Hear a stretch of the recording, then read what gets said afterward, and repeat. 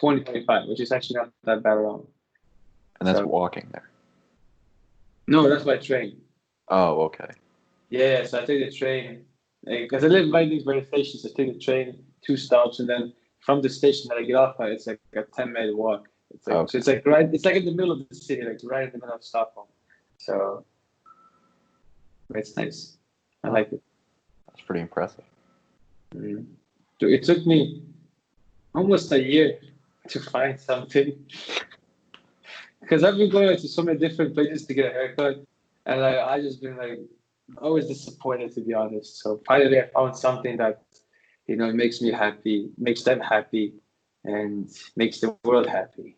I'm a So, little surprised you don't go with the Clayton Lent, just buzz it all yourself. dude, the thing is, like, Christian, when he saw me cut like this, he was like, "Did you do it yourself?"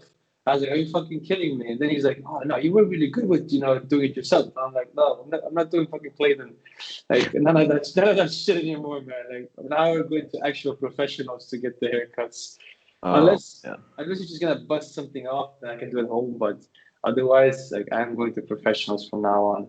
Well, Clay is like, I, man, I swear that I was his only real friend in school because, like, he would come into class and just be like, there would be like a patch that he had missed.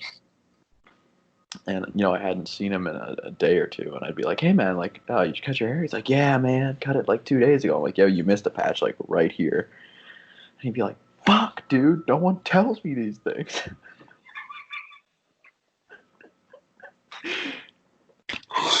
And Oh my god. you just get so pissed. And I'd be like, man, like, dude, just text me when you're doing that, and I'll come over.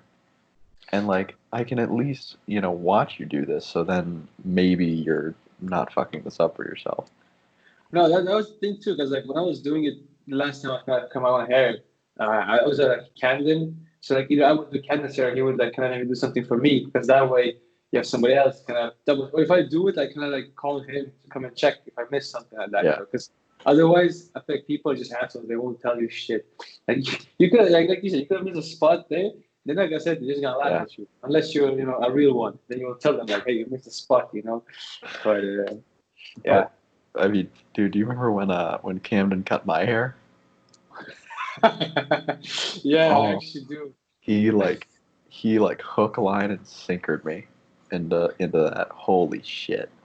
I remember like I just wasn't there like a moment I think maybe I walked in and he's like oh shit, and I feel that's such a Canadian thing to do, like be cutting some hair and be like oh shit. Yeah, like literally, I was like, hey man, like, cause what was it? I just like didn't want to go to a barber in Springfield, and That makes sense. and like I just had really long hair, and like Valerie kept giving me so much shit because my hair was just like just huge.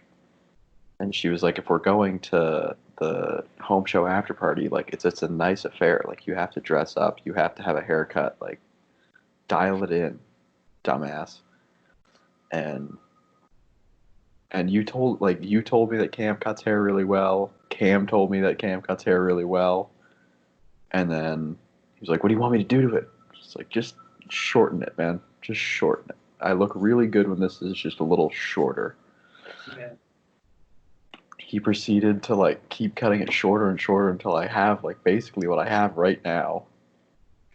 And then he was like, fuck man, I'm sorry. I'm like, you could have just told me. And then like probably like a week after that, like we were talking about it, and you were like, yeah, I lent him my clippers. It's like, oh, that's those even weren't even his fucking clippers. Oh, great. And you were like, yeah, I use them to trim my balls. No, those are the same ones I think. I'm pretty sure those are the same ones. I Well, to distinctly. your rescue, I actually make sure I really clean them and sterilize them every time afterwards I There do we go. that. So There we go. like so you should not be too worried like Well, I know that I have syphilis now. that. Well, that's the price you pay to look good. I didn't look good after that fucking haircut though.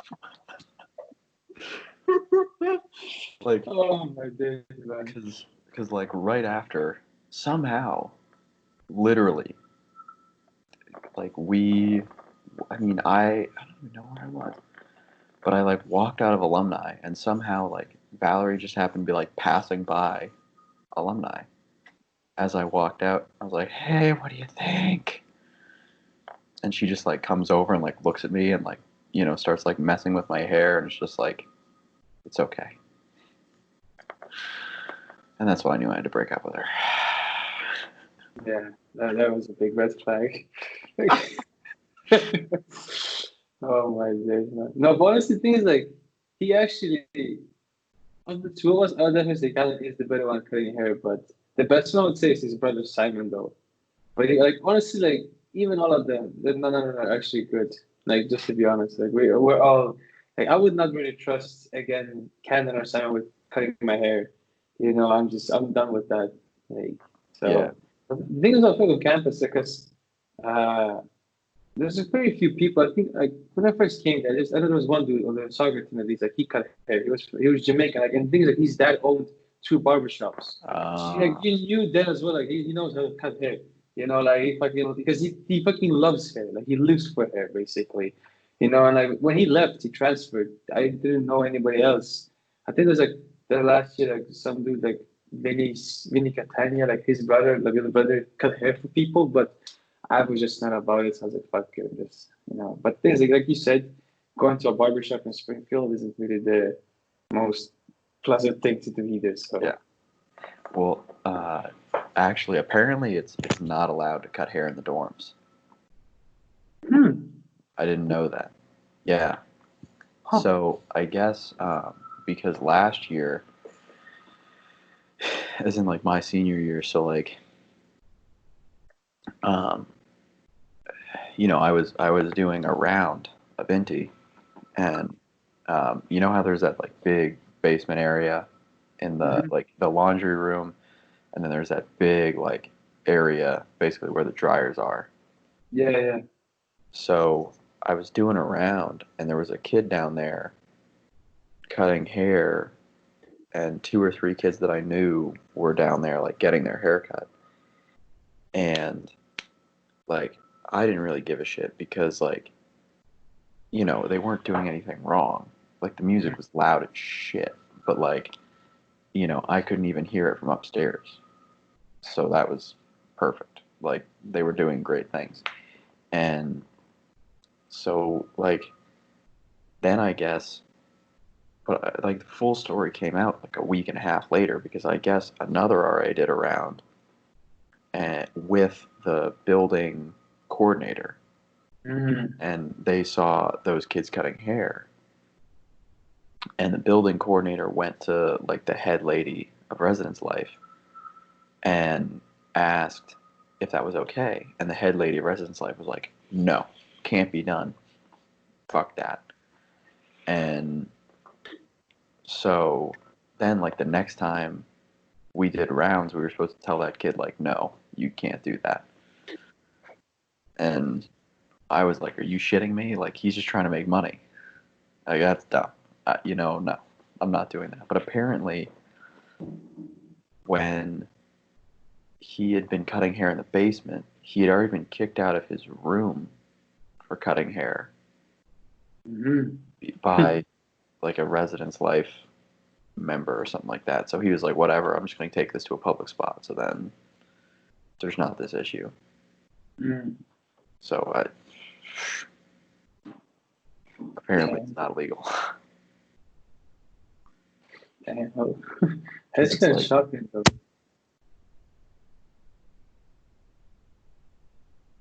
But I can't hear you, man. I don't know what you just did. all right, how about now? Yeah, no. Okay. Um, I guess it's like something with Springfield where it's like you can't like run a business out of the dorm is like the rule, but that just makes no sense to me. No, I don't understand it either. Just the fuck, I so let mean, people just cut some hair. Yeah, I mean, but that's America in a nutshell for you. It's like, hey, you're gonna pay $45K a year to be here, and can you do anything besides work for us to pay that back? No. Go fuck yourself. That is the most American thing ever, Yeah. But yeah, so. Well, fair enough, I guess. Yeah. You do know we've been recording for like 10.5 minutes, right? I know. Okay, good. Yeah, I was just been playing along because I was like, I'm not gonna fucking stop this because when I did it last time, like fuck, like I know that you made it very clear to me that whenever you feel like when I roll, I just get that record and off we go, Jamie. Yeah, I mean, I think it's very organic. I think so too. I have actually a question for you. Have you seen Rick and Morty? No, I haven't. I think this is probably the third time you've asked me this question. The fuck just happened? For some reason, Siri answered my question.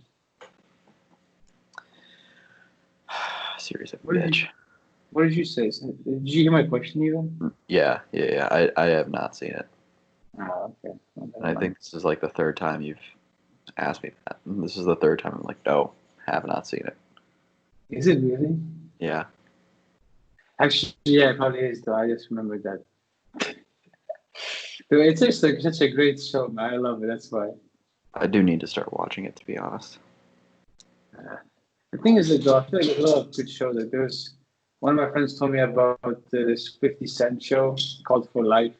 It's actually based on a true story about this one dude gets put to prison for life, and then he becomes a lawyer in prison or something. And once he comes, I don't even know exactly how, but and then he's like going after the guy who put him to jail for life, and it's like apparently it's supposed to be a really good one. It's on Netflix, but no, it's not on Netflix actually. I don't know where the fuck it is. Like it's on a Swedish streaming site, but it's not on Netflix. It might be somewhere else. I've heard of this. Yeah, but.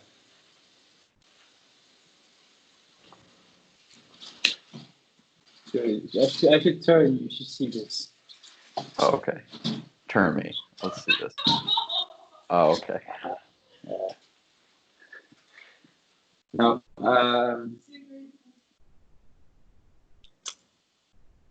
Right, transition period, I guess. Then sprinting, fam. Do you sprint? Yeah, sprinting mechanics. Let's do this, buddy. Well, question number one: do you sprint? Because you look like someone who sprints a lot. Right now, once a week. Like, do you just go for like a one time you just sprint, or do you do multiple sprints? It's like 4 sprints. I'm not doing my own program right now. I'm doing something else, so it's not true sprinting, but it'll get the job done. Kind of. Do you want to share with us what you're doing, or is that top secret? No, it's not top secret. Basically, it's 2 10-yard accelerations with 30 seconds rest, and then 2 20-yard accelerations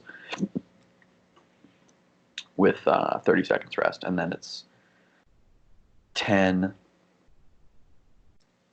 50-yard build-up sprints with a minute rest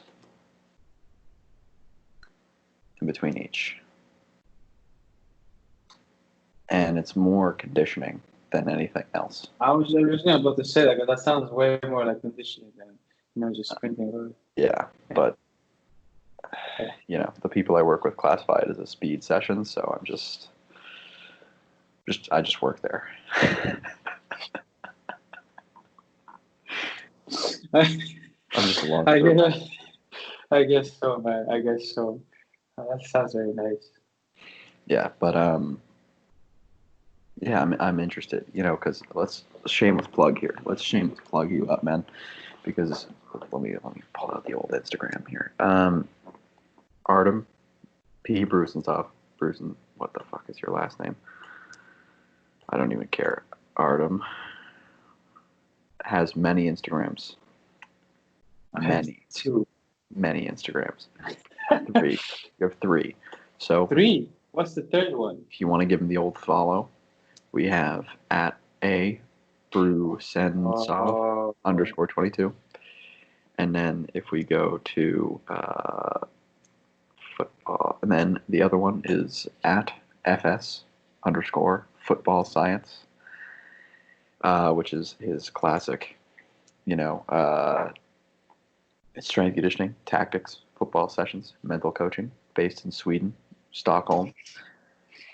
He's got an email listed up there, footballscience@hotmail.com. Who the fuck uses Hotmail anymore, you stupid Swede? And then I don't even know what the last one is. It's like S. Solid tuna. SOLL.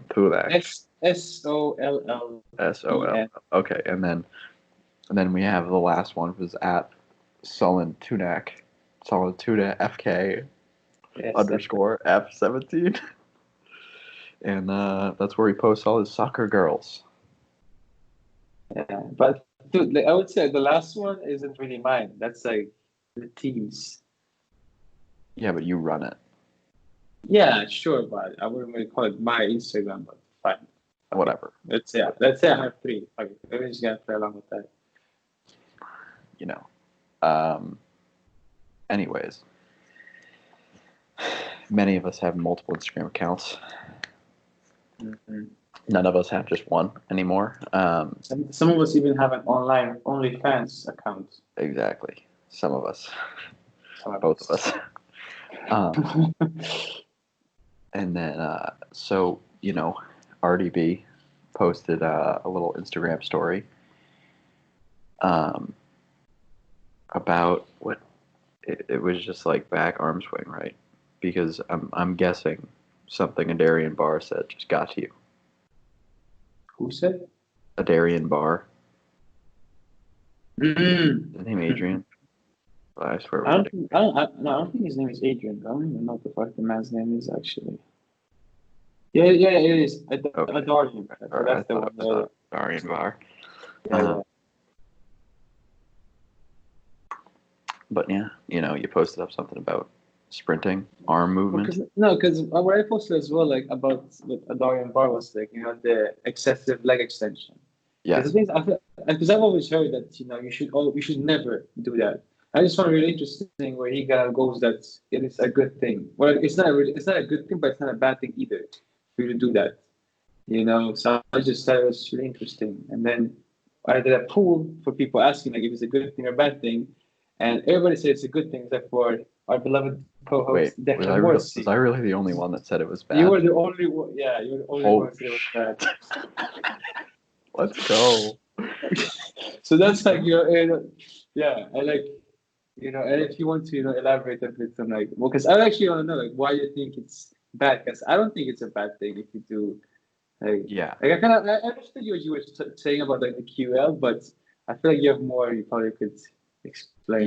Yeah. So because that was a private Instagram conversation, and no one is listening to this that answered that fucking thing. Maybe you should post up little clips of this onto your FS Football Science page. Just saying, but I would. I'm not mad. I would. Yeah, you could post me explaining my thoughts on this up. Shameless plug.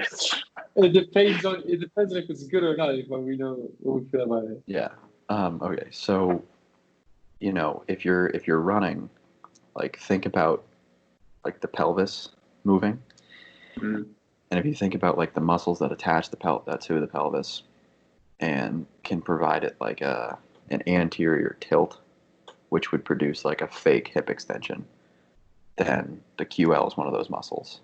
The QL is also paper thin and not very forceful when it contracts. But if you have something really, really big like glute max, glute med, the TFL can extend the hip too, though it's not great. Hamstring. If those big ones are working in concert with the QL to provide hip extension, then we're getting somewhere. But if we're not, then the QL is just really producing that over and over and over again, which is leading to not core sprinting mechanics, but underdeveloped. Like I would say like underdeveloped speed and power production in the sprint, which is like kind of what you're going for. And then so like it's not bad if you're moving fast, but like I think it's more reproducible if you're using different muscle groups that might not provide so much hip extension. Because and like I'm getting ahead of myself, but and then just me personally, like I've screened like a lot of hip extension, and there's two different tests. One's a modified Ober's test, and the other's a Thomas test. And I don't know. Do you know what those are? Because I want to like be clear. Well, I know what the second one is. I don't know what the first one is. Okay. Modified. Let me give it a goog here. Modified Ober's test. And the reason it's modified is because normally the Obers would give us a screen into how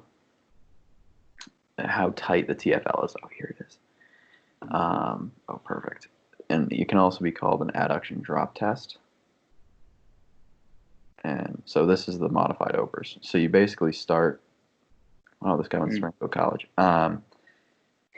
You basically start with like both legs in this position right here. And if you're at home, fuck you, look up what a modified Obers test is. This guy will take his knee and bring it like up and kind of back so it's in this position, and then try to drop it towards the ground. By force or just No. It should just like collapse and fall to the ground. Yeah. Okay. Yeah. I think I've done this to you before, actually. Yeah. And so this is like he's a pretty like mobile guy, so you'll be able to get him in the position. But like some people, I don't know if there's an example of it anywhere. I don't know if there's like a good like test that can show. But one of the things you're looking for in the modified Obers is lack of hip extension. So like this, you can kind of see it in this one. That like you can kind of see that she's probably extending her low back more than anything. Yeah. And so let me stop sharing. Can you see my face again? Yes, I can. Okay. Then like she was probably extending her low back more than anything else. And so that's like a false positive for the Ober's test, because if you can't even get them in the testing position, like they have like the hypothetical is that they either have a rectus femoris or an iliacus that's too tight, too constricted to gain the starting position of the test. So they're missing hip extension. Then, right, if you won, you can stand them up, obviously, because you have to stand, you have to have hip extension. Then you can see like they they lack that, they're achieving full hip extension. Then you check their Thomas test, where basically they lie on their back, you put both their feet you bring both their knees up to their chest, basically, or as far as it'll go without the sacrum kind of peeling up off the table, and then you drop one leg down towards the ground while keeping the other stapled there with your chest. And most people who have restricted Ober's test will actually just drop right to the ground on the Thomas test. This is because you're putting their pelvis in a neutral position. So hypothetically, the iliacus and rectus femoris are now relaxed. And you can check rectus femoris length by extending their knee during the Thomas test on the side that's dropping. So you can check both those muscles. And if they dropped fully towards the ground, then that means the front ligament or the iliofemoral ligament is loose and lax in hip extension. So that's what's providing them the hip extension you're seeing when they're running, sprinting, lifting.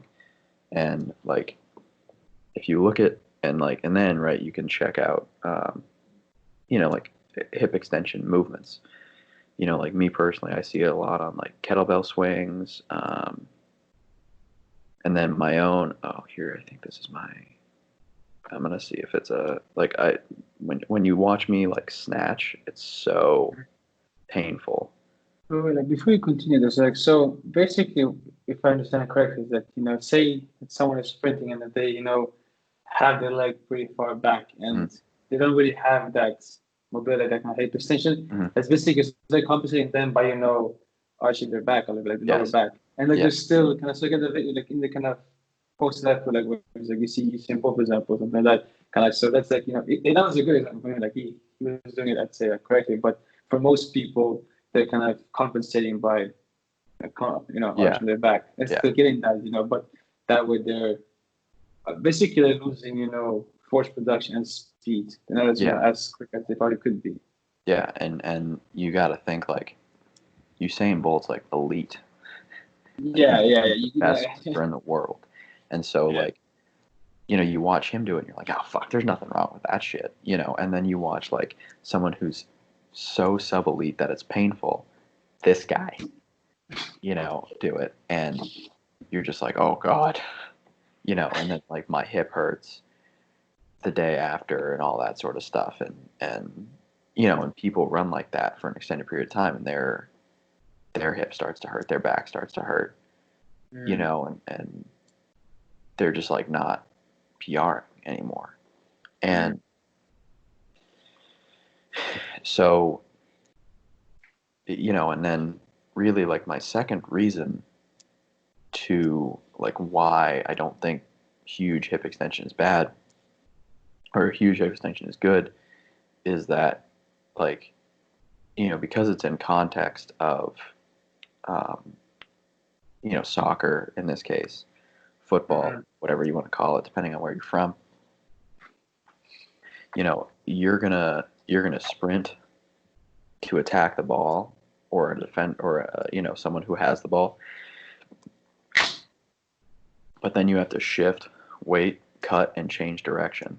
And you can't do that really effectively if you're trying to still cycle your leg back through because you had just such a massive rotation back there because you're trying to get hip extension.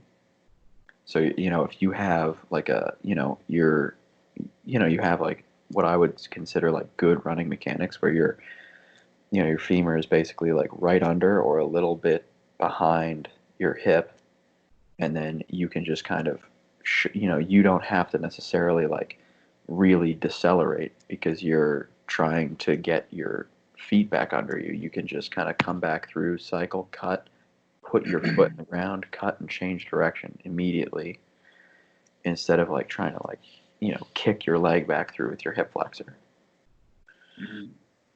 So to me, like it's two things. One, it's like a mitigation of an injury risk, and two, it's a more effective cut during sports.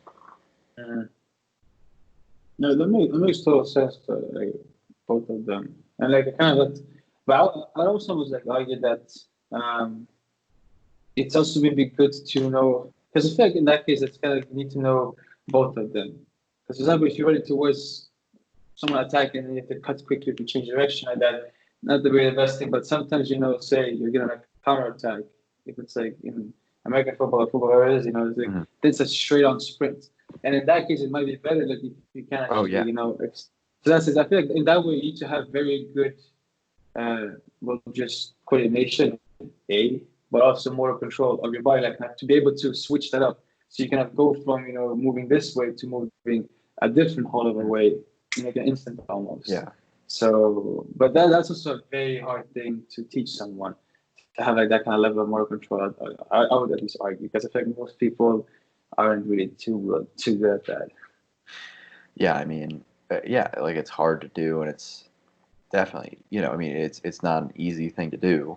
Like I think that the reason that strength conditioning was started in like the 70s, I think, and we're just now starting to really get into, we can develop like speed, and we can develop like cutting ability, is because they're like it's really hard to do. And so like I agree with you, and like there are definitely times in American football and soccer where you need like just to sell your soul to gain speed. Like that's when you can go to that excessive back extension and all that stuff. So and like there's a time and a place for it for sure. Just because like again, you at some point you're gonna have to sell your soul to gain some speed. For like a tactical advantage. Yeah. But what would you say is the number one thing to help someone to become faster? The number one thing? Yeah. Sprint. Fast. There you have it, folks. Easy as that. No, that's actually the thing is like that's kind of funny because I don't know if it's just maybe like the generation that's coming behind us. Because like for example, my girls, if we're doing like sprinting practice or anything like that, like to have it be actual sprint training or speed training, there has to be kind of quite a lot of rest for you to be able to still produce 100% of your max. But for them, it's like, like, let's go. I'm like, fucking chill out, like just take a rest. It's like, I just like usually like in between, like when the rest is like talking to them, like, how is school? How are you feeling? Like just kind of, and then to get them out of the mind, but they're still like, let's just fucking go. I hate fucking standing around here. But I think it's just like, I think also like what speed training also does too, it actually works in a different way, like a lot of patience. Because it just sucks, like you run, what is it, 50 yards maybe or 50 meters, and then you just stand around like for 3-4 minutes, just kind of like relaxing and not doing anything. Because you feel like you're ready, but your body isn't really ready. That's the thing. And I don't think a lot of people understand that. So that's like where it's like so easily it can go into become conditioning, or yeah, but yeah. I even actually got the argument. Actually, go ahead. Okay. The way I've dealt with that is I'll spread out speed sessions during the week and then make them like really, really short, like almost excessively. So like, like I've done like, we're going to do 5 sets of a 5-meter sprint. And then you're going to rest for a minute in between each. And, because like they're like, oh, a minute. Oh, that's fun. And like really they only need 30 seconds, and if it's too long, then they can go to 45. Like that's easy. Like they just go to 45 seconds. And like, then it's quick, but they're still getting some sprinting exposure. Hey, we're going to do a 10 meters and you're going to rest 90 seconds in between each, but we're only going to do 2 to 3 of them. And then like some days, I'm just like, hey, like, it's a beautiful day, right? It's during the summer, like we're on this beautiful, like, football field, whatever, like just, relax, enjoy the 2 minutes rest you're given to like soak up some sun, get to relax and chill out, and if people are still like, fuck you, I want to go, I'm like, great, you're going to superset this with like a PRI breathing drill for like literally no other reason other than to like get them to be feeling like they're doing something. Yeah. And it's not going to be, like, it's not going to be like a 90-90 hip lift that just like fries their hamstrings. It's going to be something that like, gets their like abs a little more and, repositions like the thorax, not necessarily the pelvis. Yeah, but that was actually the thing. Like, I still feel because I was actually talking to some friends yesterday who were playing some football, and he brings up that he was like watching on Snapchat like stories. This one football player who was like on the spin bike, and like he was like, "Oh, dude, this man was sweating. Like that must have been an insane workout." But things like to start classifying something as intense just because someone is breathing heavily and sweating a lot, I feel like that's like that's like where it's like you're not really doing anything unless you're sweating and breathing hard.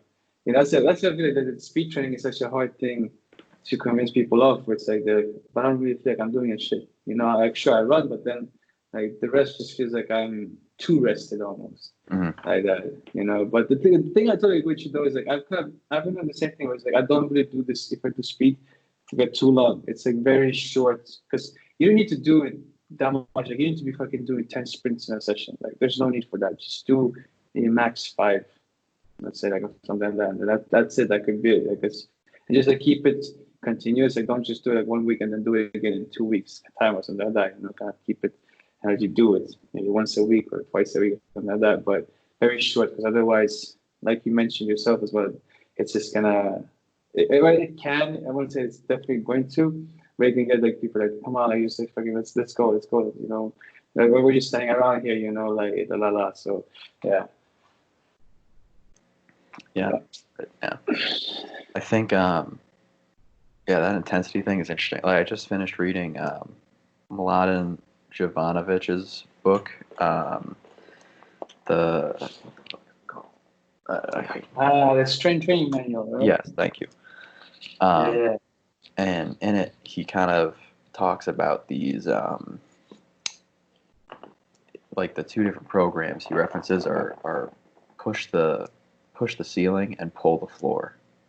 And so for like pull the floor, you know, you're working a lot on, you know, basically like bringing yourself up a little bit so you could train harder. So you're focusing on like, you know, gaining volume in a lower intensity. You're focusing on like motor control, motor patterns, aerobic accumulation, like all that sort of stuff. And then for, you know, and then the push the ceiling is like the shit that everyone fucking posts on Instagram where you're just like, you're going to failure, you're dying, you know, like you feel like shit all the time. Like,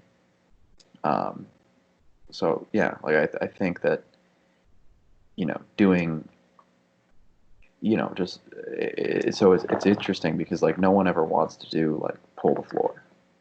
You know, everyone wants to push the ceiling, and you know, if your floor is so low that you can't recover adequately, then you're gonna die, and I'm gonna laugh at you because you know I've been pulling the floor, son.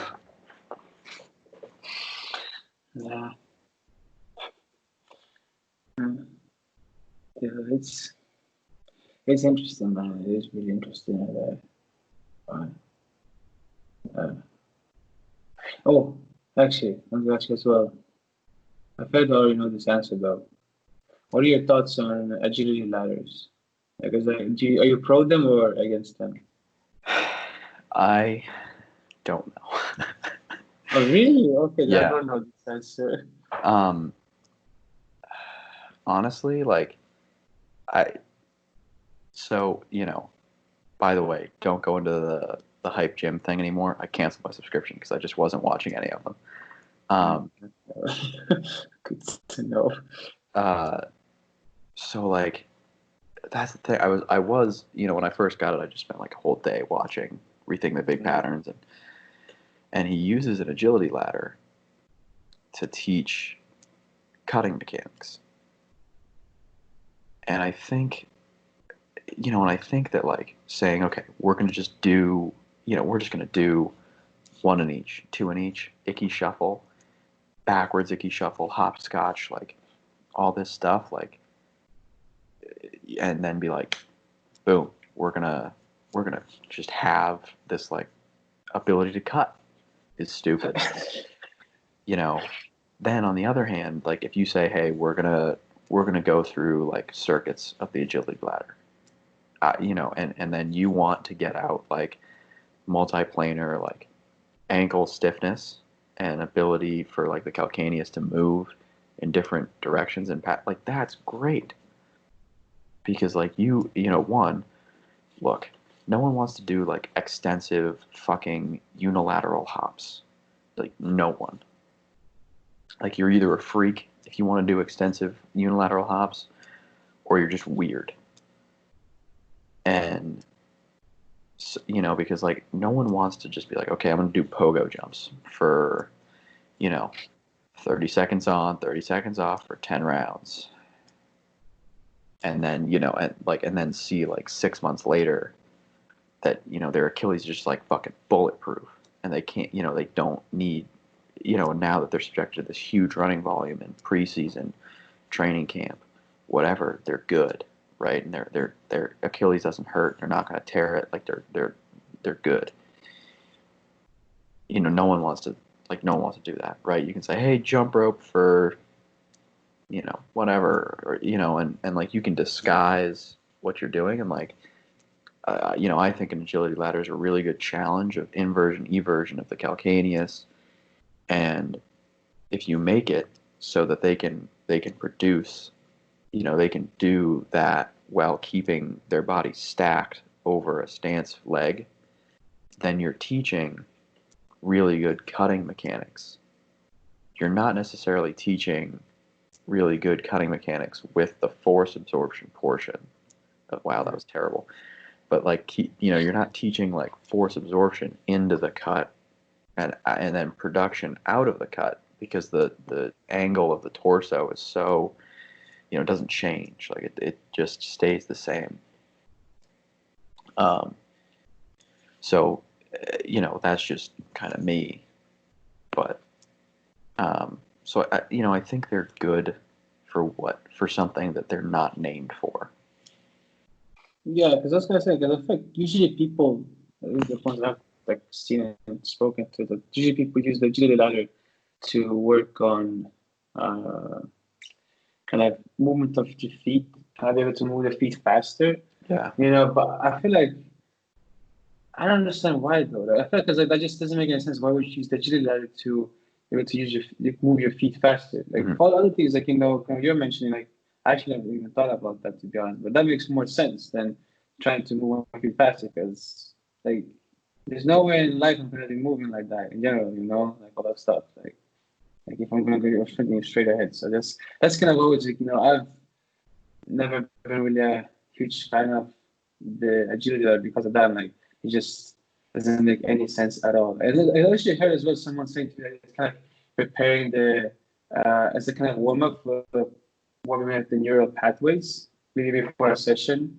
But even that, like I kind of get that, but even that is just like I feel like just why don't you just say for example if you're doing basketball or football, just do like a little small side game. Like I think in football we do like a little circle and like have people kind of like that way warm up, and like if you're in the middle you're running around, so you're basically doing that. But I don't know, man. Like it doesn't make any sense to me. Like what's usually, but I think majority of people use agility ladder. It makes zero sense at all why you would do that. Yeah, I'd agree. And like at Northeastern, I remember like the men's ice hockey strength coach used to use it as like a warm up. Mm-hmm. Like literally, it would be like, hey, we're gonna foam roll.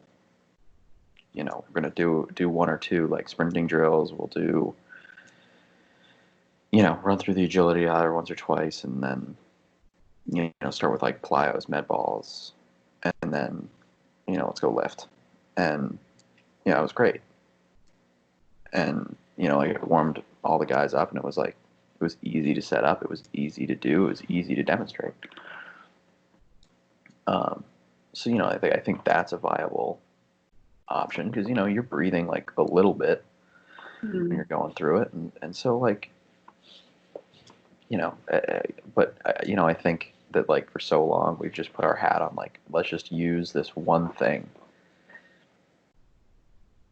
and not break down the constituents of like what we're doing for this change direction stuff, and fuck it. So yeah, because I also argue that this is my opinion then though, but kind of complicating it with the agility ladder is also just there's no need of that, because I feel like sticking to the basics is just better, because I don't feel like if you can kind of like say if you're on the right side of it, like say like left foot in and then your right foot kind of goes behind you in, and you kind of go like left foot like kind of going like that, like stuff like that. Like, I don't think that's gonna make you any better of an athlete by kind of knowing that kind of things. And I just again, I feel like that's just my opinion. I just don't see how if I would be playing football, like I don't see how that would benefit me on the field, being able to do that kind of stuff. So I feel like just sticking to the basics is also just a really good tip and just for people to do and not really overthink it as well with digital reality if you do use it. Yeah. Look, not being very good at field sports myself. I've never done that.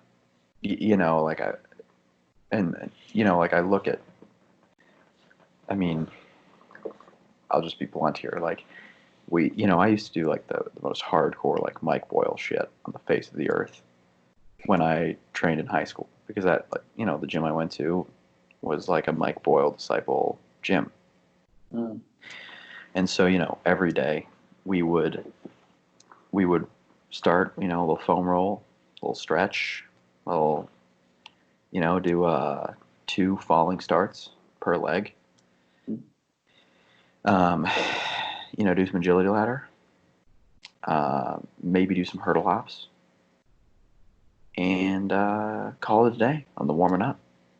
Just get right to the lift. And, I look at that now and I'm like, holy shit, no wonder you were slow as shit in high school. And, because, the first, 3 or 4 steps I took were like elite. And then past that, it was gone. Like nothing happened. Because like I just couldn't do it, because I didn't practice that. And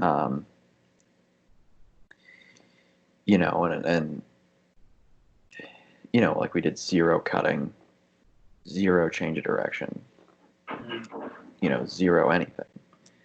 And to the point where, like, I think this time last year, I looked at like Lee Tapp's like fundamentals of movement course, and I was like, really? Like that's how you're supposed to shuffle? Son of a bitch. And like, or whatever else it was. It was like, damn, that's how you cut? Shit. I have been doing that my whole life. Yeah. And so, yeah. Yeah. No, but yeah, like talking about like the shuffling, because maybe it was a year ago now. Like I watched this video, and like this thing, like as a defender in football, at least, or soccer, if you're in the US listening, I guess. Every time you defend, you kind of move and then you would cross. So like if I'm going to my left, I would cross my right foot over my left and then start running like that. I wouldn't push off my right leg to then turn and start going like that, sprinting. If they would have started going that way, for example. And like I've been watching a lot of videos they did it. It's like, and like more and more in the past year that they always say like you should always, like you should never cross your legs when you're shuffling. You should always be pushing away with the leg that's furthest away from the direction you're going. So if I'm going to my left, like I want to be pushing from my right foot. And if I'm gonna start turning, like sprinting linearly, then push off the right, turn, and then go like that. And I was like, it makes sense though, but it's like I don't even know. Like I feel like it's almost easier if you cross, but I've also noticed a bit that kind of you lose a bit of that speed initially, like kind of like half a yard. And for the attacker, then like if they're attacking, then that's very good for them because I'm not really keeping up with them as much. But then it's also like the kind of issue that if they may be really smart, that they can just like not make you like in between your legs, if you just keep pushing away like that because you're closing your legs, closing, opening. And if they time it correctly, they can just the ball in between your legs like that. So, but it was just like a really interesting thing, because I don't really feel there's a right or wrong really on that. So it's like because I've been talking to my girls and telling them always like don't cross your legs, but it's like sometimes though I face situations maybe it would be better to cross the legs, but I don't know. I'm still like I'm unsure about that. I don't know. I'd love to hear your thoughts about it as well, because I feel like you might have something that's gonna blow our mind. Nope. Like it's just hard. Like it's hard for the same reason, because like I think there's just always going to be some moments where you're like, fuck, you're going to have to cross your legs, that you're going to have to step over. And the thing is like I was a horrendous lacrosse defender, and like I would cross over all the time instead of just like, taking a step towards, you know, wherever I was going, instead of like pushing off and moving that direction. And you know, so I think it took away a lot of closing speed for me anyway.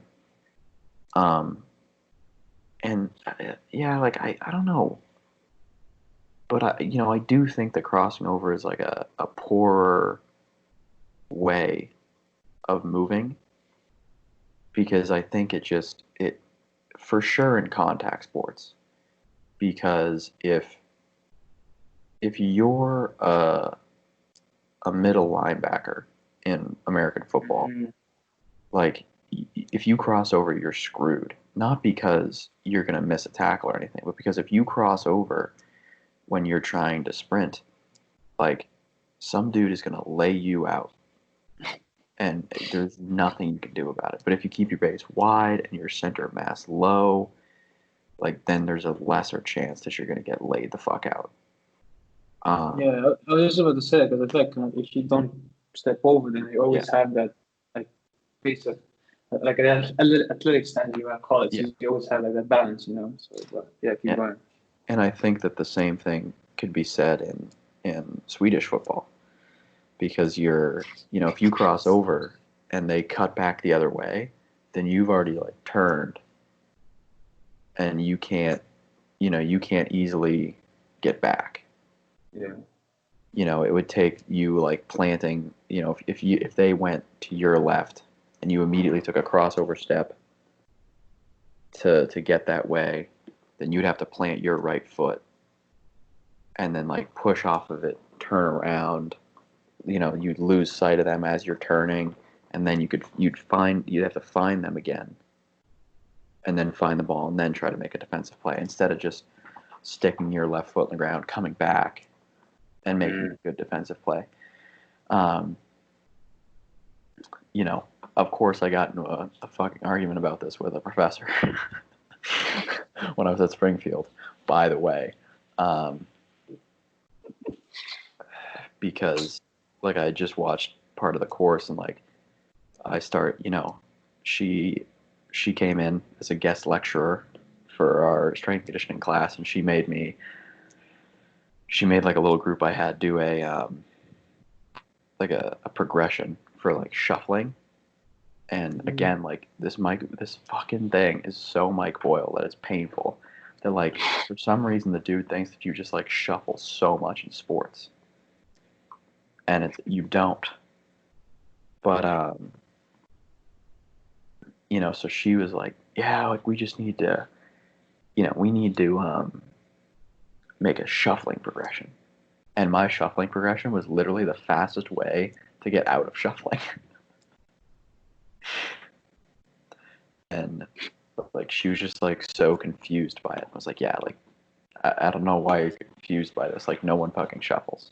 And like basically gave her like the middle linebacker example, where it's like you take one or two read steps and then you're there. And I think it's the same thing like in most sports. You take one or two steps to really like position yourself laterally, and then you have to attack. So that's just my thought anyway. Yeah. No, I agree with that though. And like it's not necessarily shuffling, it's cutting. It's like a quick change of direction in and out if you're sprinting. Yeah. So. Yeah.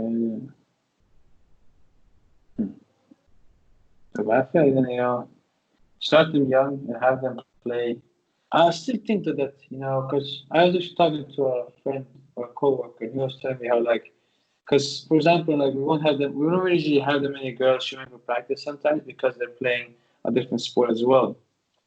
And then, I feel like, because the thing is, as a coach, I've told them, like, you're playing a different sport, good, do it. Because I feel like if you're 14, 15, you should play more sports. You shouldn't just play one sport, because I feel like that way it's just going to stun your growth, and you're not going to be as versatile, basically, as Yeah. a athlete or person, even like that. So that's the thing. But then I definitely understand the argument where it's like, that they need to decide what to do, more hard. But like I'm also just all about kind of, like not people becoming like too good and like be great, but don't maybe become an expert in something, because like that's, kind of like talking about the FS under slash football science page, as Declan likes to call it. That's it's kind of you do the same movement pattern all the time, like, and then the overuse injuries can easily happen. Like I've been there, man. I just do the same type over, and eventually just like something breaks. You just can't take it anymore, and that's why I think also having two sports is a good thing, because especially like if it's like a winter sport Hmm. and a spring fall sport, because that way it's perfect. Because then you have like winter, you do that, and then a specific, and then like going away from that, you do something else. So that's like the best of two worlds almost. Yeah. So, but yeah, I don't know. Yeah, I mean, that was like, it's kind of funny because I like, because I'm from New Hampshire, and we all kind of, not many kids play just like one sport, because Mm. like bluntly, like no one was good enough just to play one sport and like dominate that one sport, because it's fucking New Hampshire. And um so like I've never really been around people who just played like one sport for their whole life until now. Like people have been playing like football their whole life. And Mm. I was talking to one of my coworkers, and he was like, "Yeah, like when I first came in, like I couldn't do like a lateral hop, and like I couldn't do like these like lateral movements or anything like that." And I was like, "Really?" Like, and that was crazy to me, because like, I played football and I wrestled and I played lacrosse, and like at football, like I got that like straight ahead, like how to kind of widen your base and just get hard into into someone else. And Mm. then that sounded wrong, but you get the point. Being a Yeah. D line, and and how to like adjust my body so that like I could move fast, because we pulled guards and pulled tackles, and we had to get out basically, and it wasn't just about blocking the dude in front of us or pass blocking. And then wrestling, like we were having a conversation the other day about like rolling, and um like when I sent you that video, like the only reason I'm able to like roll forward, sideways, and backwards is because of wrestling. Like it's just like easy for me to like if someone's never wrestled before, like, and they're not trying to stop me from like doing something, like it's really easy to throw them and Mm-hmm. put myself in a position to not hit the ground too, or like hit the ground with my shoulder in them, or like, or roll and just be comfortable like in midair getting thrown, or and like knowing that I'm going to be okay when I hit the ground, Yeah. etc. And like, because of lacrosse, like I got a lot of like lateral movement and speed and change direction, all that stuff. Not that I was good at like any of those sports, but it's like, this basic level of athleticism that like when I got to Cressy's, I Mm-hmm. wasn't just like, I can't do a lateral hop, like, Yeah. like there were like, there were, I mean, probably like 100+ times where like I had never actually like done the movement in my training, but I had seen a video of it, so I Mm-hmm. knew what it was supposed to look like. So I just did that, Yeah. you know. And Yeah. again, like Yeah. I'm not the most athletic dude, but it's like, I had a pretty big base of like, I went to the beach during the summer, and ran around outside, and like surfed and like swam, and you know Mm-hmm. and did weight training, and just did like a bunch of shit. And so Mm-hmm. it was like relatively easy for me to just pick up moves, you know, not at a crazy high level, but enough to Yeah. demo them to Yeah. Yeah. good athletes so they make them look really good. Yeah. No, that's the thing too. That I feel like why, especially as a strength coach, you need to be able to have very good movement.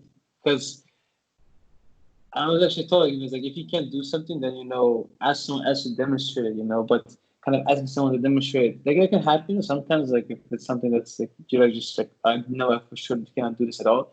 But if you keep doing it, like, over and over and over, having someone else come in and show instead of you, I feel like almost like you almost lose credibility as a strength coach then. Like, the fuck, like, why are we having you then? Why don't you just, like, have him or her, instead of coach us? Like, if you can't do any of this shit or show it yourself, it's just like, you kind of need to just have a good base of movement, like it's like you're saying, So, yeah, I think a lot of people don't understand that perhaps. I'd say, because they just like, nah, I don't need that. Like, I got him or her that can just show it and stay.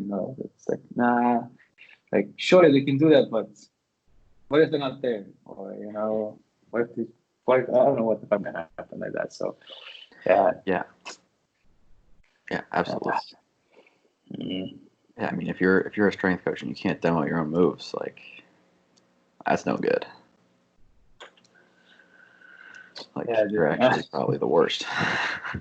No, yeah. Dude, like, I don't know, man. But that's the thing too, and also why, I was talking about the kind of the football, like with the girls I have, like I still try something, like still try, play myself, because if I, for example, when I show them a specific technique of shooting or passing something, like, and I can't do it, then it's just like I lose credibility as well at that thing, like they're like, oh, why don't, like it is a bit like that, because I'm not saying you have to be, kind of like get 10 out of 10 shots exactly, like, like that, but at least, have it be like a 7, 8, at least 6, like 6, 7, I would say, I'm sure, out of 10 that you can get correctly, because we all, like, not even on the highest level, they're not gonna get everything like 10 out of 10 like that. Sometimes you just have a bad pass or a bad shot, but it's kind of because it's, if you need to help demonstrate them and explain it, you already know exactly how, like, you learned it, you can show it to them as well, like that. Right. So, I mean, yeah, that's like happened to me during iron sports, like where, like, I think I demoed like a jump or something like that, and like totally forgetting that I didn't have shoes on, and just like almost died, like literally like almost tore my ACL. I was like, yeah, like you're gonna do that better than I did though, and like the team laughed, and like it was good, you know what I mean? Yeah. And like I remember, like, Nate Kingsley did this, like, the exact same thing when he was there. Like, he had just like he had no shoes on. He's like, all right, this is a broad jump, and like looks down at his socks. It's like, fuck, Nick, can you do this? And like had the assistant coach demo, because he like didn't want to. And then like people started giving him shit and being like, hey, like, fuck you, like, do it. And he did it and like slipped and like ate it. So it's just like, yeah, it is one of those things where you lose a little credibility. Yeah, for sure, man. Good times though, good times.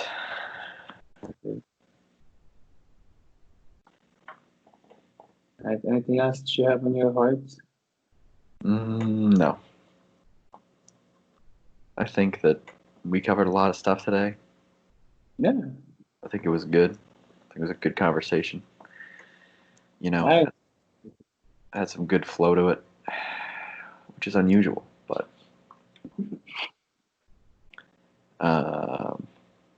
yeah, I'm happy. No, that's all that matters. As long as you're happy, the rest of us are also happy. Well, if you're happy, then I'm happy. So, thank you. You're welcome. Don't forget, at 4 p.m. your time, to watch the FA Cup today. I'm not going to do that. It's going to be exactly what we talked about, sprinting, cutting, braking, change of direction. Like, it's all going to be there, man. Nah. For anyone who's listening, I hope that you go back and watch the game if you, once you listen to this, because it's already been gone, the game. But go back and watch the game, watch another game of some football, and, watch some pro athletes show you how to run sprint, cut, break, step over, and shuffle. But yeah, that's it. This has been episode 30 with Declan Morrissey and Artem. 30? I think so, yeah. Wow, look at that. What are we going to do when we get to 100? We might have to meet and actually... Yeah, honestly, man. Well, if the corona situation gets easier, because I actually I have a personal client, she's I don't know, she has a very high position in like Scandinavian airline, like the company. And she told me that like Sweden is basically on the blacklist for most countries. Like they don't want they don't want flights from Sweden. Why? You know, just because we're not really following the precautions. You know, everybody's kind of just roaming around free. The bars are open, the nightlife is open. So yeah. Hey man, do you think that fucking Miami is really good at following? No, I don't think so at all, man. But that's like one state in the whole country, you know. So that's kind of weird. Florida, COVID. That's the top search right now. Yeah, I don't doubt it, man. Like I was speaking to Christian about it as well. It's messed up. Florida sheriff says unsavory people are hosting parties to spread COVID. Oh, dear Coronavirus cases continue to spike in Texas and Florida. There you go, man. This is fantastic. We're going to die. I think you guys are not recording anymore. We are still recording. No, we are still recording. Yeah. Yeah, but I think it's time to. Let me find it.